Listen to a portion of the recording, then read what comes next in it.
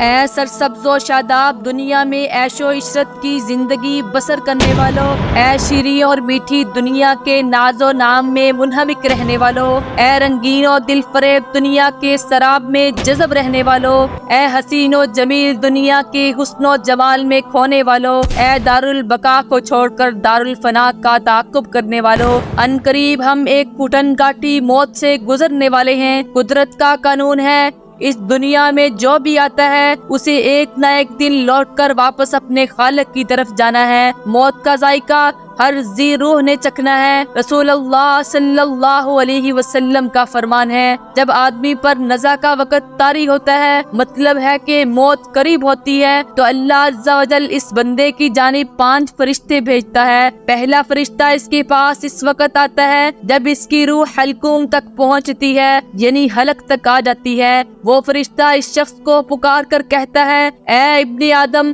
تیرا طاقتور بدن کہاں گیا؟ آج یہ اتنا کمزور ہے۔ تیری فصیح زبان کہاں گئی؟ آج یہ کتنی خاموش ہے۔ تیرے گھر والے اور عزیز و اقربا کہاں گئے؟ تجھے کس نے تنہا کر دیا؟ پھر جب اس کی روح قبض کر لی جاتی ہے اور کفن پہنا دیا جاتا ہے تو دوسرا فرشتہ اس کے پاس آتا ہے، اسے پکار کر کہتا ہے، اے ابن آدم، تو نے تنگ دستی کے خوف سے جو مال و اسباب جمع کیا وہ کہاں گیا؟ تو نے تباہی و بربادی سے بچنے کے لیے جو گھر بنائے تھے وہ کہاں گئے؟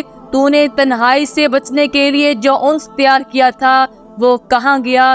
پھر جب اس کا جنازہ اٹھایا جاتا ہے تو تیسرا فرشتہ اس کے پاس آتا ہے اور اسے پکار کر کہتا ہے، اے ابن آدم، آج تو ایک ایسے لمبے سفر کی طرف رواں دواں ہے جس سے لمبا سفر تو نے آج سے پہلے کبھی طے نہیں کیا۔ آج تو ایسی قوم سے ملے گا کہ آج سے پہلے کبھی اس قوم سے ملا نہیں۔ آج تجھے ایسے تنگ مقام میں داخل کیا جائے گا کہ آج سے پہلے کبھی ایسی تنگ جگہ میں داخل نہ ہوا تھا۔ اگر تو اللہ عز و جل کی رضا پانے میں کامیاب ہو گیا تو یہ تیری خوش بختی ہے، اگر اللہ عز و جل تجھ سے ناراض ہوا تو یہ تیری بدبختی ہے۔ پھر جب اسے لحد میں اتار دیا جاتا ہے تو چوتھا فرشتہ اس کے پاس آتا ہے، اسے پکار کر کہتا ہے، اے ابن آدم، کل تک تو زمین کی پیٹھ پر چلتا تھا، آج تو اس کے اندر لیٹا ہوا ہے۔ کل تک تو اس کی پیٹھ پر ہنستا تھا، آج تو اس کے اندر رو رہا ہے۔ کل تک تو اس کی پیٹھ پر گناہ کرتا تھا، آج تو اس کے اندر نادم و شرمندہ ہے۔ پھر جب اس کی قبر پر مٹی ڈال دی جاتی ہے اور اس کے اہل و عیال، دوست و احباب اسے چھوڑ کر چلے جاتے ہیں تو پانچواں فرشتہ اس کے پاس آتا ہے اور اسے پکار کر کہتا ہے، اے ابن آدم، وہ لوگ تجھے دفن کر کے چلے گئے، اگر وہ تیرے پاس ٹھہر بھی جاتے تو تجھے کوئی فائدہ نہ پہنچا سکتے۔ تو نے مال جمع کیا اور اسے غیروں کے لیے چھوڑ دیا، آج یا تو جنت کے اعلیٰ باغات کی طرف پھیرا جائے گا یا بھڑکنے والی آگ میں داخل کیا جائے گا۔ معزز ناظرین، یہ زندگی بڑی مختصر ہے، ایک نہ ایک دن ہمیں بھی اس گھڑی سے گزرنا ہے۔